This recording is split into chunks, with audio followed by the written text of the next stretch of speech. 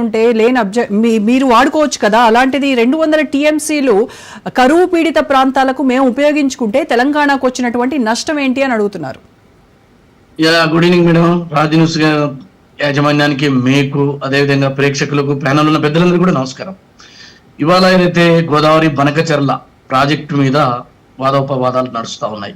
అయితే ఇది అంతిమంగా తెలంగాణ రాష్ట్ర ప్రయోజనాలని శరాఘాతంలోకి నెట్టేటువంటి ప్రాజెక్టుగా మేము తెలంగాణ ప్రజలుగా ఈ ప్రభుత్వంగా మేము భావిస్తాము. అందుకే గౌరవ ముఖ్యమంత్రి రేవంత్ రెడ్డి గారి నాయకత్వంలో నీటిపారుదల శాఖ మంత్రి గారు ఇప్పుడే పవర్ పాయింట్ ప్రజెంటేషన్ అఖిల పక్షాలకు వివరించడం జరిగింది.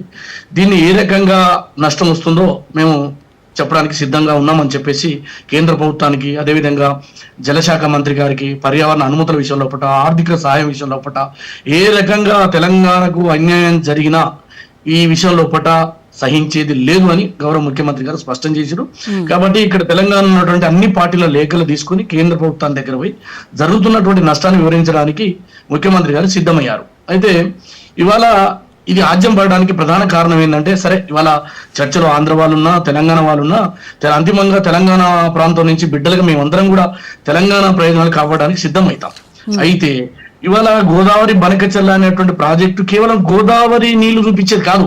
ఇది అంతిమంగా కృష్ణా జలాలకు నష్టం జరిగేటువంటి ఒక ప్రాజెక్టు. ఇది కుట్రపూరితంగా ఆంధ్ర ప్రాంతంలో ఉన్నటువంటి పాలకులు చేసేటువంటి కుట్రని ఇవాళ నేను చెప్పదలుచుకున్నా. ఒకటి ప్రధానంగా మనకు బచావత ట్రిబ్యునల్ 1486 ఏదైతే మనకు గోదావరి జలాలు ఉమ్మడి ఆంధ్రప్రదేశ్కి ఇస్తే 968 తెలంగాణకు వచ్చినాయి, 518 ఎక్కడ ఏపీకి పోయినాయి. అయితే ఇప్పటికే 776 టీఎంసీలు వాడుకోవడానికి వాళ్ళు ప్రాజెక్టు సిద్ధం చేసినారు.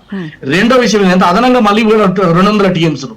ఈ 200 టీఎంసీలు ఏం చేస్తారు? ప్రకాశం బ్యారేజ్లో పోసి దాని ద్వారా ఎస్కేప్ ఛానల్ అని పెట్టి బొల్లెపల్లి ప్రాజెక్టు 173 టీఎంసీలు పెట్టడం ద్వారా పోతిరెడ్డి అనేటువంటి ప్రాజెక్ట్ ఏదైతే కర్నూలు జిల్లాలో కట్టబడుతుందో దాని నుంచి సోమశిలకు బలోపేతం చేస్తారు. ఇక్కడ అర్థమైంది, కృష్ణా జలాల దోపిడికి ప్రయత్నం జరుగుతుంది అనేదే మా భావన. ఒక్క నిమిషం